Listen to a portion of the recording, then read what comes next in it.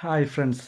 അതെ, അരൂർ പഞ്ചായത്ത് ഗ്രൗണ്ടിനും പരിസരങ്ങളിലുമായി കുട്ടികളുടെ ഈ ലഹരി ഉപയോഗം വർദ്ധിച്ചു വരുന്നു എന്നുള്ളൊരു പരാതി അയൽവാസികളിൽ നിന്നും ലഭിച്ചതനുസരിച്ച് ഇവിടുത്തെ ജനപ്രതിനിധികളെല്ലാവരും കൂടി അരൂർ പോലീസ് സ്റ്റേഷനിലെത്തുകയും ഇതിനൊരു പ്രതിവിധി എന്ത് ചെയ്യാൻ പറ്റുമെന്ന് അവരോട് ആലോചിക്കുകയും ചെയ്യുകയുണ്ടായി.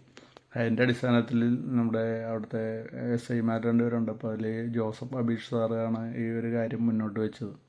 അതായത് കുട്ടികളെ വെറുതെ ശാസിച്ചിട്ടോ അല്ലെങ്കിൽ തല്ലിയിട്ടോ ഒന്നും കാര്യമില്ല.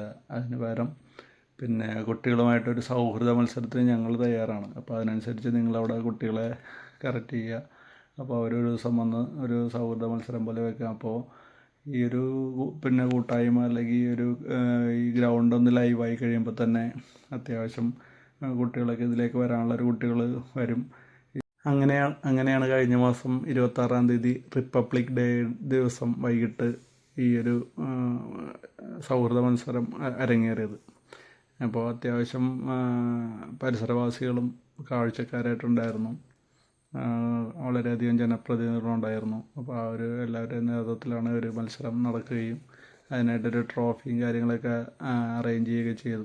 അപ്പോൾ ഇപ്പോൾ പറഞ്ഞു വന്നതെന്ന് പറഞ്ഞാൽ ഇതിപ്പോൾ ഉള്ളൊരു കാര്യങ്ങൾ മറ്റ് പ്രദേശങ്ങളിലും ചെയ്യാവുന്നൊരു കാര്യം കൂടിയാണ്. അപ്പോൾ നമുക്ക് വേണ്ടി ഒരു സപ്പോർട്ട് ചെയ്ത് തന്ന അബീഷ് സാറിനും ഇതിനെല്ലാം നല്ല കട്ട സപ്പോർട്ടായിട്ട് നിന്ന ഗീതു മാഡത്തിനും മറ്റ് പോലീസുകാർക്കും നമ്മുടെ ഈ കുട്ടികൾക്കും എല്ലാവർക്കുമുള്ള ഒരു ബിഗ് സല്യൂട്ട് അറിയിക്കുകയാണ്.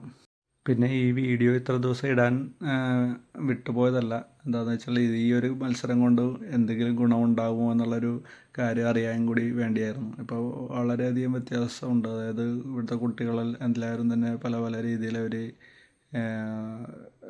മാച്ചുകളൊക്കെ അറേഞ്ച് ചെയ്ത് കളിക്കാൻ തുടങ്ങി. ഇപ്പോൾ അങ്ങനെയുള്ളൊരു ഗുണങ്ങളൊക്കെ ഉണ്ടായി. Okay, bye bye.